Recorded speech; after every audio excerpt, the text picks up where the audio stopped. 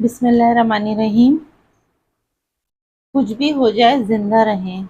مرنے سے پہلے مت مریں۔ اپنے آپ کو نہ کھوئیں، امید کو نہ کھوئیں، سمت نہ کھوئیں، زندہ رہیں اپنے آپ کے ساتھ، اپنے جسم کے ہر خلیے کے ساتھ، اپنے جلد کے ہر ریشے کے ساتھ۔ زندہ رہنا سیکھیں، مطالعہ کریں، سوچیں، پڑھیں، تعمیر کریں، ایجاد کریں، تخلیق کریں، بولیں، لکھیں، خواب دیکھیں اور ڈیزائن کریں۔ یہ ایک چھوٹی سی بات تھی، کہنے کو چھوٹی سی بات ہے لیکن سمجھ میں آنے والی بات ہے۔ اگر آپ سمجھنا چاہیں، بہت گہری بات ہے۔ جینا سیکھیں اور وقت سے پہلے نہ مریں۔ دیکھیں، مرنے کے لیے وقت ایک مقرر ہے، تعین ہے اس کا، اور اس سے پہلے آپ نے جو کام کرنا ہے اور زندگی جینی ہے اسے بھرپور جیئیں۔ آپ کے ساتھ بک شیئر کر رہے ہیں مہر کا۔ اچھا، اس میں دیکھیں یہ ایک ٹاپک ہے گا، مہر کی شرعی حیثیت، اس کی مقدار، تو یہ میں اس کو اس طرح چھوڑ رہی ہوں کیونکہ دیکھیں وقت کے ساتھ ساتھ اور جگہ اور آپ کی حیثیت کے حساب سے مہر جو ہے وہ رکھا جاتا ہے، اور یہ باہمی ایک رضامندی سے رکھا جاتا ہے، اور لڑکے کی جتنی انکم ہو اسی حساب سے مہر رکھنا چاہیے۔ اور دوسرا یہ کہ ایک تو نا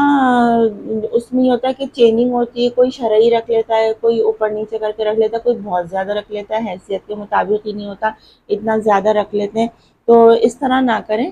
مہر ادا کرنے کے آسان طریقے، آسان حل ہیں، اور اس کے لیے آپ کسی اچھے بڑے اپنے بزرگوں کے اور علماء دین کے جو ہے وہ بہت اچھے مشورے آپ لے سکتے ہیں اس بارے میں۔ ہم آ جاتے ہیں اپنے ٹاپک کی طرف، جہیز کی حقیقت۔ جہیز کی حقیقت دیکھیں، جہیز کا کوئی تصور نہیں ہے، یہ دراصل ایک ہندوانہ رسم ہے جو بدقسمتی سے مسلمانوں میں بھی نہ صرف رائج ہو گئی ہے بلکہ ایک بہت بڑی لعنت کی شکل اختیار کر گئی ہے۔ ہندو تہوار کے مطالعے سے پتہ چلتا ہے کہ ان کے یہاں وراثت میں تو عورت کا کوئی حصہ نہیں ہوتا، اور اس لیے شادی کے وقت اسے خوب اچھی طرح بنا کے، سنوار کے، سجا کے اور بہت ہی کچھ دے ڈال کر رخصت کرتے ہیں۔ اور پھر اس میں یہ ہوتا ہے کہ سب سے جو بہتر طریقہ شادی کا برہمہ کہلاتا ہے، جس میں لڑکی کا ہبہ کا تصور پایا جاتا ہے، یعنی باپ نے لڑکی کو ہبہ کر دیا۔ اب اس لڑکی کا خاندان سے کوئی تعلق باقی نہ رہا، اس لیے اسے اپنے خاندان سے رخصتی کے وقت اس کا دل خوش کرنے کی غرض سے باپ اپنے حیثیت کے مطابق اس کو زیورات اور سامان جو بھی دے دیا جاتا ہے، کیونکہ اب وہ سسرال والے لڑکی پر کتنا بھی ظلم کریں، اب وہ باپ کے گھر واپس نہیں آ سکتی۔ ان کے اس طرح کا تصور ہوتا ہے۔ ساس سسر سے علیحدہ نہیں رہ سکتی، باپ کی وراثت میں حصہ نہیں پا سکتی، شوہر کے انتقال پر دوسری شادی نہیں کر سکتی، اور اسی شوہر کے ساتھ جل کر مرنا ہوگا، یا پھر ہمیشہ بیوگی کی حالت میں زندگی بسر کرنی ہوگی۔ یہ ان کے یہاں کا کچھ کہنا چاہیے کہ رسم ہے، رسم و رواج ہیں بالکل الگ طریقے کے۔ تو پھر ایسا ہوا کہ the position of women in Hindu civilisation نے ایک ہندو تہذیب میں عورت کا مقام یا نام کی ایک کتاب میں لکھا کہ دلہن کو بہار مناسب زیورات جہیز کے ساتھ دینا چاہیے۔ اس زیورات جہیز کی کیا مقدار ہونی چاہیے،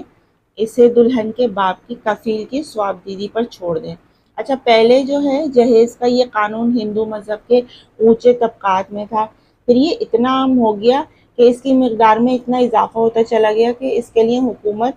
ہند نے 1961 میں جہیز ممانعت کے نام سے ایک قانون بنایا، جس کے مطابق جہیز طلب کرنے والے کو 6 ماہ کی قید اور 5,000 روپے جرمانے کی سزا دینے کا اعلان کیا۔ یہ ایک قرارداد منظور ہوئی۔ اب کیا تھا کہ جہیز کی لعنت کے سبب ہندوستان میں کئی نئی نویلی دلہنوں کو جلا کر ان کے ناکردہ گناہوں کی سزا دی جا رہی ہے۔ اب ان کے قانون خداوندی کے ساتھ کھلے عام مذاق کیا جا رہا ہے، اور ایک رپورٹ کے مطابق سن 1975 میں صرف دہلی شہر میں 350 دلہنیں زندہ جلا کر یا گلا گھونٹ کر پھانسی دے کر موت کے گھاٹ اتاری گئیں۔ پھر 1980 سے 1985 تک مہاراشٹر کے جو صرف ایک علاقے میں 200 عورتیں اس طرح قتل کر دی گئیں۔ اب یہ تھا کہ لکھنؤ میں ہر 5 دن میں ایک نئی نویلی دلہن جہیز کی بھیٹ چڑھا دی جاتی تھی۔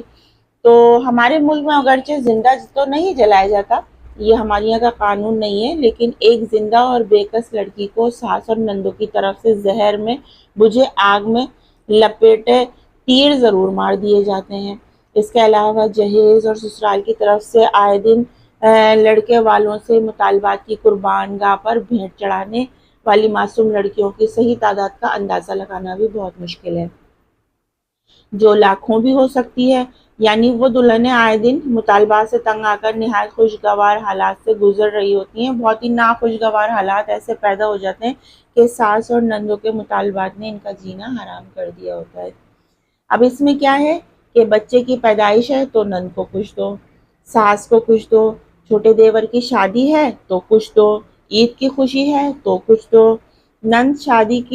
چھوٹی نند کی شادی پر سونے کی کوئی چیز دو، نند کے ہاں بیٹا پیدا ہوا تو سلامی میں کچھ دو، حج کے لیے جا رہے ہیں تو کچھ دو، حج سے آئے ہیں تو سب کے لیے بنا میں سوغات دو، لڑکی کا باپ سفر سے آیا ہے تو کچھ دو، لڑکی کے بھائی یعنی سالے کی شادی ہوئی ہے تو کچھ دو، یعنی سردی آئی تو سردی کے میوہ جات دو، گرمی آئی تو اس موسم کے پھل فروٹ دو،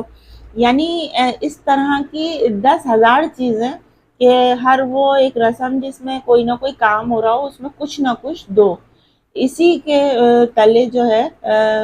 دبائے رکھا جاتا ہے لڑکی والوں کو اور ان کے ماں باپ کو۔ ایسی دلہنیں نہ تو بھکاری شوہروں اور سسرال والوں کے بیجا مطالبات پوری کر سکتی ہیں اور نہ کسی بے کس اور بے کسی کی اضافہ کر سکتی ہیں،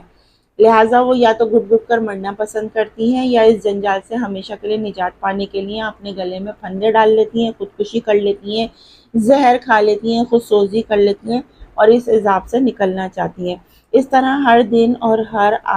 نو دلہنیں جو ہیں وہ خودکشیاں اور ان کے واقعات میں اضافہ ہوتا رہتا ہے۔ اب یہ کہ ضمیر دولہا اس کے گھر والوں کو چاہیے کہ ان بری رسموں کو معاشرے سے ایک تو ختم کر دیں۔ یہ رسم معاشرے کو تباہ کرنے والا اور برباد کرنے والا ہے اور فطرت کے قانون کے بالکل بغاوت ہے۔ اس سے بغاوت کرنی چاہیے، سماجی ظلم ہے، لالچ ہے، حرص کا دروازہ ہے، قرآن اور حدیث اور فقہ سے اس کا کوئی ثبوت نہیں ملتا۔ شریعت میں اس کی ذرا سی بھی کوئی اہمیت ہوتی تو اس کو نظر انداز نہ کیا جاتا۔ آپ صلی اللہ علیہ وآلہ وسلم کی 4 صاحبزادیوں کی شادی کی اور کسی کو بھی جہیز نہیں دیا۔ حضرت فاطمہ رضی اللہ تعالی عنہ کو جو دیا حضرت علی رضی اللہ عنہ تعالیٰ کی دی ہوئی مہر معجل کی رقم میں سے تھا۔ اس کو یہ نہ سمجھا جائے کہ آپ صلی اللہ علیہ وسلم نے اپنی پیاری بیٹی کو جہیز دیا تھا۔ اس میں چند چیزوں کا انتظام فرمایا تھا جو ان کی ضرورت کی چیزیں تھیں، جس میں ایک چادر تھی، ایک مشت اور ایک تکیہ تھا، اور بعض کتابوں میں ایک بستر کا تذکرہ ملتا ہے تو یہ چیزیں واقعتاً جہیز تھی یا پھر وہ کوئی فرمائشی جہیز تھا یا اس سے نسبت کی جا سکتی ہے، تو ایسا کچھ نہ سمجھا جائے۔ اب یہ ہے کہ دیکھیں صحابہ کرام اجمعین کے زمانے میں کہیں سے اس بات کا ثبوت بھی نہیں ملتا، انہوں نے لڑکی والوں سے فرمائش کی، جہیز جوڑا مانگا ہوتا کچھ بھی، لہٰذا دولہا اور اس کے گھر والے جہیز نہ مانگیں اور اس کے خلاف ایک اصلاحی جہاد کا اعلان بھی کریں۔ لڑکی کے والد کو خوشی سے اگر کچھ دینا ہوگا لڑکی کو تو وہ چپکے سے بغیر نمود و نمائش کے دے دیں۔ اس طرح لڑکی کے والد کو دعوت کرنے پر بھی اصرار نہیں کریں گے، بلکہ ان کو سمجھا دیں کہ یہ ایک ہندوانہ رسم ہے، اسلام میں اس کا کوئی ثبوت نہیں۔ اگرچہ یہ ناجائز بھی نہیں، آپ کر بھی سکتے ہیں، لیکن اسلام میں اس کا کوئی ثبوت نہیں ملتا۔ لیکن اگر آپ میں کوئی خوشی ہے کہ ہماری خوشی ہے، ہم اپنی خوشی سے کر رہے ہیں، تو اس طرح کو کہ جیسے آپ صلی اللہ علیہ وسلم نے اپنی 4 بیٹیوں کی شادی میں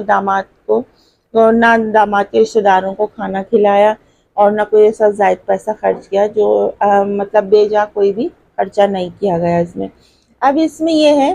کہ ہمارے یہاں یہ ہوتا ہے اکثر عمر کے آخری منزلوں میں یہ ہوتا ہے کہ جب والدہ اور بہن بھائی کو سمجھ دے کے آنے والی بہو کو طعنہ نہ دیں ورنہ اس کی سزا دنیا میں ہی مل جاتی ہے۔ اللہ تعالیٰ کے بنائے ہوئے قانون کے خلاف لڑکی والوں کو دعوت کرنے اور ہدیہ دینے پر مجبور کرنا، ان کو طعنہ دینا ساس نندوں کا بہت ہی برا حشر ہوتا ہے۔ اکثر عمر کے آخری منزلوں میں یہ فالج، کینسر اور ٹی بی وغیرہ موذی بیماریوں میں معصوم لڑکیوں کی آہوں کی وجہ سے مبتلا ہوتی ہیں۔ اب ان تانوں کی وجہ جیسے تیرے والد نے کھانے میں ضیافت کیوں نہیں کی، مجھے ہار کیوں نہیں پہنایا، میرے بیٹے کو قیمتی جوڑا کیوں نہیں دیا، جہیز کیوں نہیں دیا، یا خالی ہاتھ باپ کے گھر سے کیوں آئی ہے، پہنونی کیوں نہیں لائی، ان سب چیزیں جیسے بہت ساری چیزیں ایسی ہوتی ہیں جو اس میں ڈاوری میں آتی ہیں اور جہیز میں، کہ یہ سب دیکھیں ایک لعنت ہے اور ان سب سے بچنا چاہیے۔ آپ کو یہاں سے بھی ایک ٹاپک بتانے کا مقصد یہ ہے کہ یہ سب غلط ہے، یہ سب ہمارے معاشرے کی ایک لعنت ہے، اس کو ختم کرنا چاہیے۔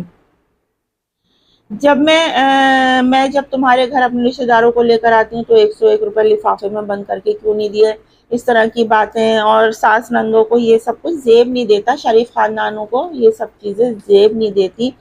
اور اللہ تعالیٰ ہم سب کو اس بری رسم کی اصلاح کرنے سے اور شادی کو آسان بنانے کے لیے معاشرے کو ان گندگیوں سے بچانے کی ہمت اور توفیق عطا فرمائے، آمین ثم آمین۔ دیکھیں آج سے عہد کیجئے، اگر ہم سے کوئی غلطی کوتاہی ہوئی ہے اور ہم نے پچھلی شادیوں میں اگر اس طرح کچھ کر دیا ہے اور اب اگر ہمارے مطالعے میں اور ہمارے علم میں یہ سب کچھ آ گیا ہے تو کوشش کریں کہ ان سب چیزوں کو ختم کریں، اور اس کے لیے ایک اصلاحی جہاد کا اعلان کریں کہ ہم اپنے ہی گھر سے اس کی لعنت کو ختم کرنے کی کوشش کریں گے اور اس کی اصلاح کریں گے، اور ہم جہیز نہیں لیں گے اور نہ لڑکی کے گھر والوں پہ اور والدین پہ کوئی ایسا بار ڈالیں گے جس سے ان کو تکلیف ہو، اور آخرت میں ہمارے لیے بھلائی کے بجائے برائی کا سامنا کرنا پڑ جائے، تو ایسا ہم کچھ نہیں کریں گے۔ بہت انٹرسٹنگ ٹاپک ہے اور آگے بہت اچھے ٹاپکس آنے والے ہیں، تو وہ ہم آپ کے ساتھ شیئر کریں گے۔ اپنا بہت سا خیال رکھیے گا۔ سائمہ خان کو اجازت دیجیے، اللہ حافظ۔